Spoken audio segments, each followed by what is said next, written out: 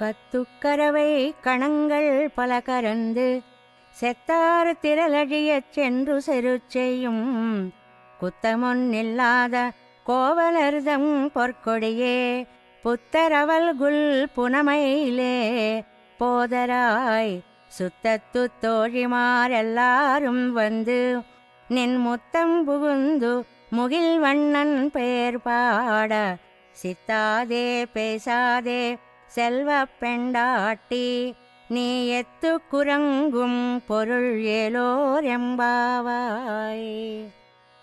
కులవతి, రూపవతి, గుణసతి అయినటువంటి గోపికని లేపుతున్నారు ఈనాటి పాసురంలో. ఈవిడ శ్రీకృష్ణుడే నన్ను పొందడానికి వ్రతం చెయ్యాలి అని నిర్భయంగా పడుకొని ఉన్న గోపిక.